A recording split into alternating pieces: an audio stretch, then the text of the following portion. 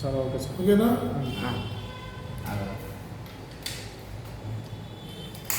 ముందు పెట్టిన కొద్దిగా పెట్టు.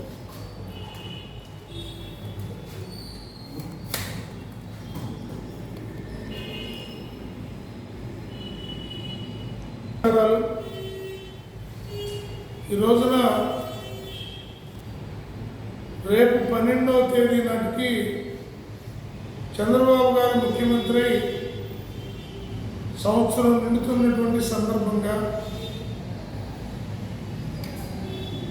ఆ యొక్క సంబరాల్ని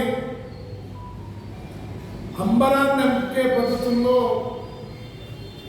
టీడీపీ, జనసేన, బీజేపీ కూటమి వాళ్ళు తీవ్రంగా సన్నాహాలు చేస్తున్నటువంటి ఈ దశలో సిపిఐగా కొన్ని అంశాలని వాళ్ళ దృష్టికి తీసుకురావాలనే ఆలోచనతో ఈ రోజున మా స్పందనని తెలియజేస్తూ ఉన్నాం. ఎన్నికల ముందు జగన్మోహన్ రెడ్డి పట్టణాల్లో సెంటు, గ్రామాల్లో 2 సెంట్లు మాత్రమే ఇచ్చారు. మేము కనుక అధికారంలోకి వస్తే పట్టణాల్లో 2 సెంట్లు ఇచ్చి, గ్రామాల్లో 3 సెంట్లు ఇచ్చి ఇల్లు కట్టుకోవడానికి 4 లక్షల రూపాయలు ఆర్థిక సహాయం చేస్తామని చంద్రబాబు నాయుడు గారు ప్రతి బహిరంగ సభలోనూ తెలియజేయడం అనేది జరిగింది. ఈ వాగ్దానం ఎక్కడ మొదలవడానికి కావాల్సినటువంటి ప్రయత్నం చేశారో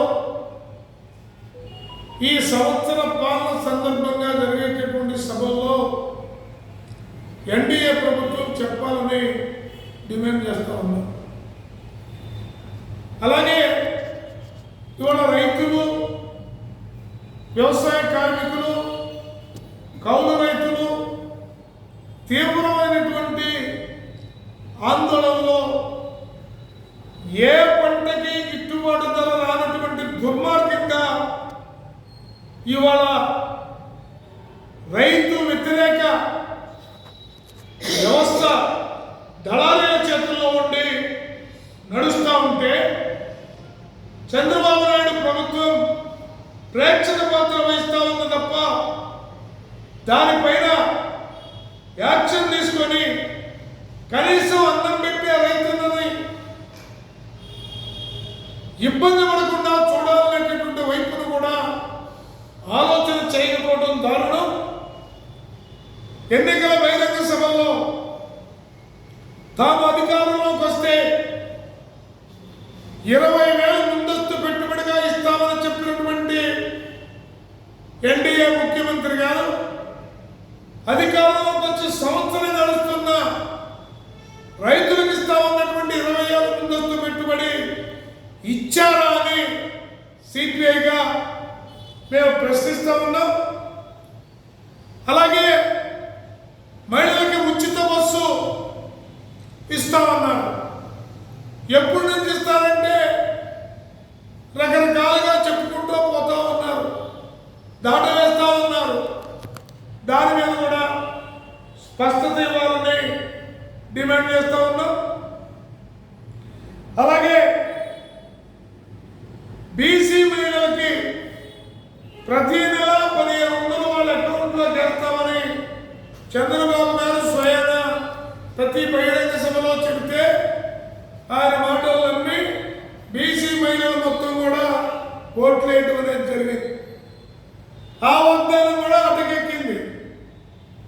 దాంతోపాటు ప్రతి మహిళకి సంవత్సరానికి 15,000 రూపాయలు ఇస్తామని, ఆర్థిక సహాయం చేస్తామని ప్రతి బహిరంగ సభలో మీరు చెప్పారు. దాన్ని అమలు జరపడంలో మీరు ఎంతవరకు ప్రయత్నం చేశారు, ఎందుకు చేయలేదనే దాన్ని కూడా చెప్పాలని డిమాండ్ చేస్తూ ఉన్నాం. అలాగే నిరుద్యోగులకి ఉద్యోగం లేదా నిరుద్యోగ వృత్తి కింద 45,000 రూపాయలు ఇస్తామని చెప్పారు.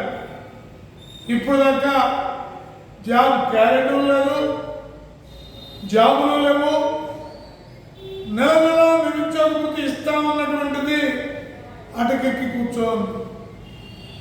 వీటన్నిటితో పాటు ఇవాళ అనేక పోరాటాలు చేసి 8 గంటల పనిదినం కోసం రక్తపాతాలు జరిగి బలిదానాలు చేసి కమ్యూనిస్టులు కార్మిక సంఘాల నేతలు పోరాడి సాధించుకున్నటువంటి 8 గంటల పని దినాన్ని చంద్రబాబు గారి కేబినెట్ లో 10 గంటలు చేస్తూ తీర్మానం చేయడం అనేది ఈ ప్రభుత్వం కార్మిక వ్యతిరేక ప్రభుత్వంగా స్పష్టంగా అర్థమవుతా ఉన్నది. అలాగే మరో ముఖ్యమైన అంశం, ఆటో కార్మికులందరికీ 15,000 ఇస్తా ఉన్నారు. ఎప్పుడు ఇచ్చారు? ఎక్కడిచ్చారు? ఇస్తారా లేదా? అందుకని ప్రభుత్వాలు శుష్క వాగ్దానాలు చేయడం, అధికారంలోకి రావడం, ప్రజలను వంచడం పరిపాటిగా మారిపోయింది. మేము ఒకటే చెప్తా ఉన్నాం, సిపిఐగా సంవత్సరం పాటు చూసాం, మీ పాలన చూసాం. మేమేమి గొంతుమ కోరికలు ప్రజల పక్షాలు మేమేం కోరట్లా. ఎన్నికల సందర్భంగా మీరు ఇచ్చిన హామీలు ఏవైతే ఉన్నాయో, 6 గ్యారెంటీలు ఏవైతే ఉన్నాయో, ఆ 6 గ్యారెంటీలను అమలు జరుపుకుని సిపిఐగా వచ్చే నెల నుంచి ఆందోళన కార్యక్రమాల్ని మా మహాసభలో కార్యాచరణ రూపొందించుకొని భవిష్యత్ కార్యక్రమాల్లో మరింత పెద్ద ఎత్తున కూనుకోబోతా ఉన్నాం. అందుకని ఈ సంవత్సర పాలన ఫలితాలు ఎలాగున్నాయో రేపు అధికార ఎన్డీఏ ప్రభుత్వం ప్రజలకు శ్వేతపత్రం విడుదల చేయాలని సిపిఐగా డిమాండ్ చేస్తా ఉన్నాం.